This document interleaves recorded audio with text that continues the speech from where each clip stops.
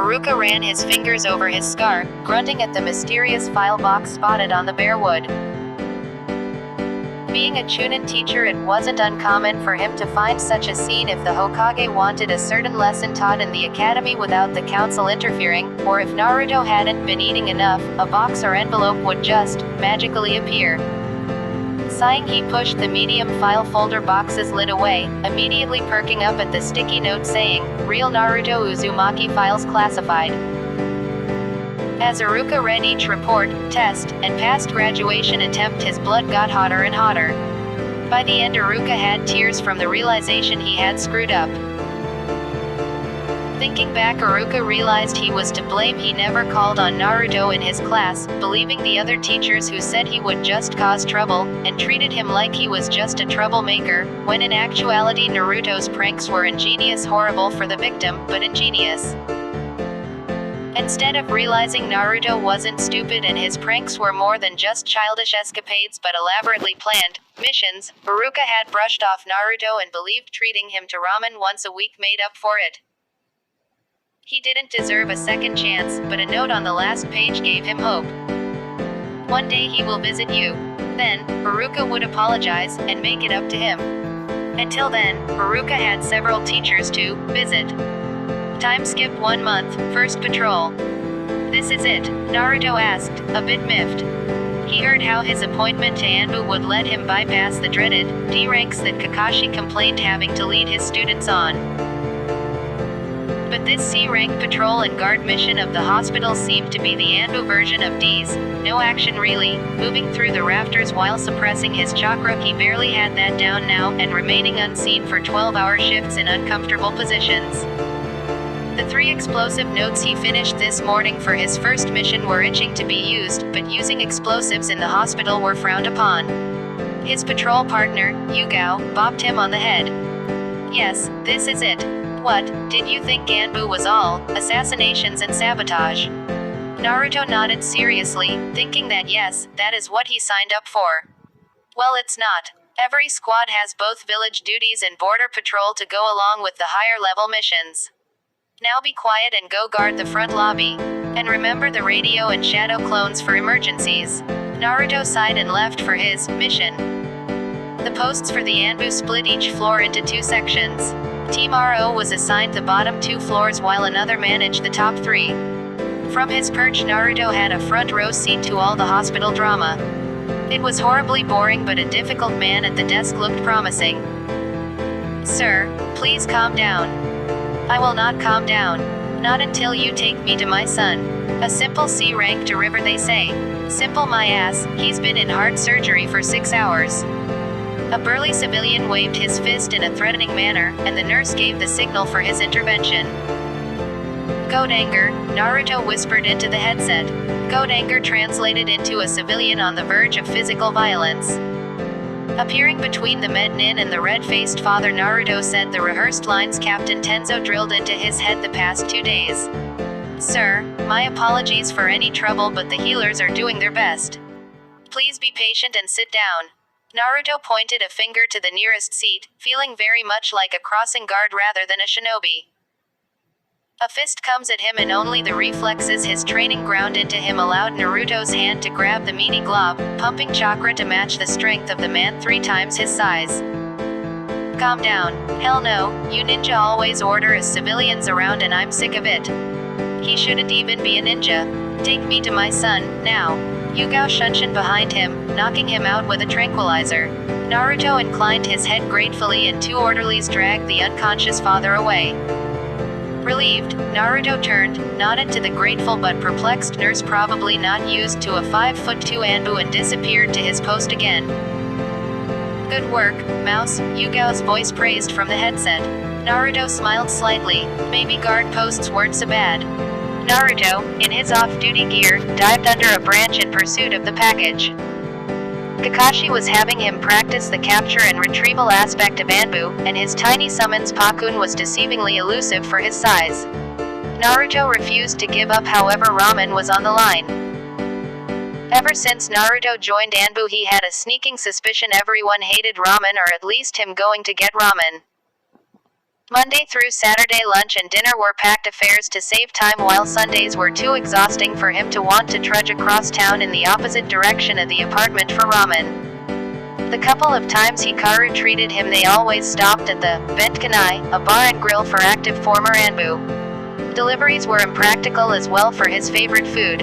Naruto was stuck to instant ramen, and a thief was going around the complex that only stole the instant cups.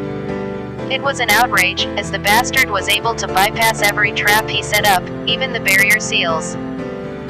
But Kakashi had given Pakun a scroll to carry today. If Naruto caught him, he would be treated to unlimited ramen at Ikiraku's. Nothing would hinder his quest. Almost there. The pug diverted himself from a mud pit trap and blindly charged past another set of explosive tags.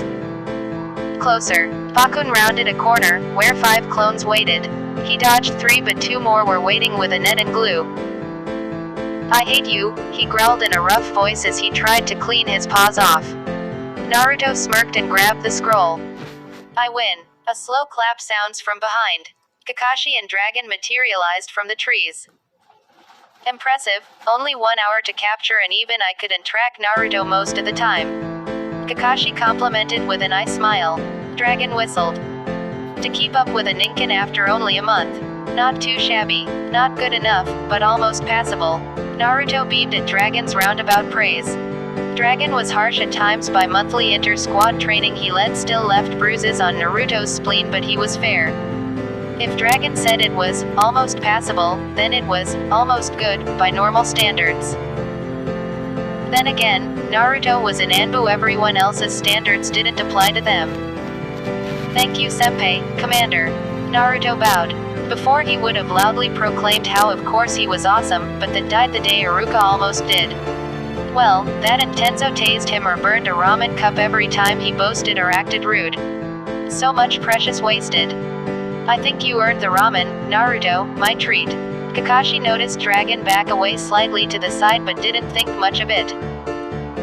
Until he was flapping in the wind as Naruto forcibly dragged him towards the stand. "What are we waiting for? Ramen calls me. Blessed ramen, here I come." Poor Kakashi could only hope to survive the hyperactive blonde's charge as the boy slipped from serious, on-duty mode, to kid mode. Ramen stand. Kakashi was regaining conciseness in time to see Naruto devour his 17th bowl. "Keep 'em coming, Toiki. Kakashi-senpai is paying." Naruto cheered. Toiki chuckled, glad his favorite blonde was back. His stand needed the money. "Naruto, where have you been for a month? Even your apartment was cleaned out." Ayame swatted Naruto with her towel to gain his attention. Seeing the red aura surround his big sister, he gulped. Well, Ayame, I passed and am now a part of a special assignment for the Hokage," Kakashi interjected. Anbu weren't really supposed to advertise their status. Those that figured it out, fine. Otherwise, need to know only. He shoots Naruto a meaningful look, at which point the blonde nods.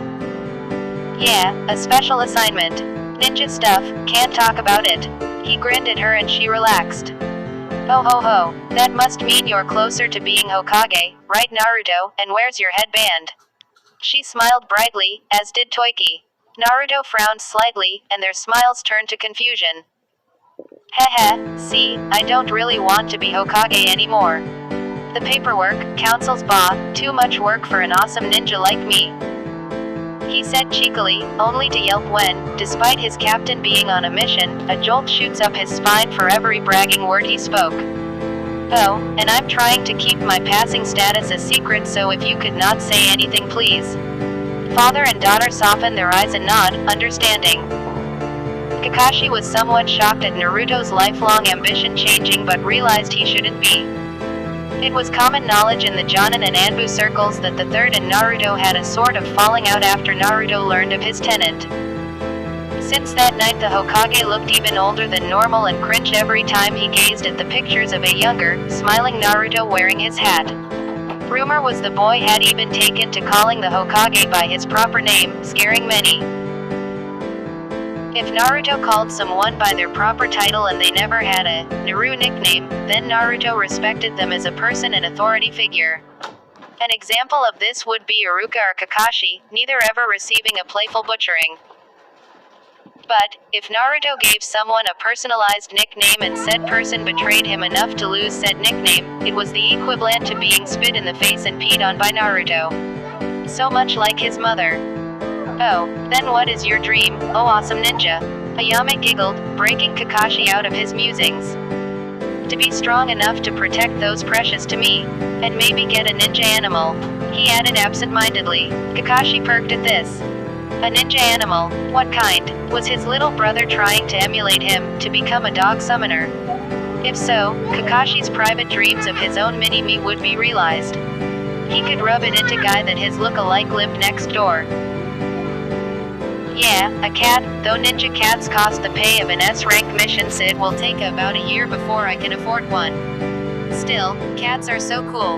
And there goes that dream, for cats were the opposite of Kakashi's, hip and cool. Unless, say, Naruto, try this on. Naruto slurps a noodle and grabs the cloth shoved his way. A mask. Naruto was hesitant. It almost felt like Kakashi wanted a clone, but surely the man wasn't that desperate to one-up guy, was he? Kakashi, I smiled. Just try it on, okay. It makes you look cool. He shrugs and slides it over his face.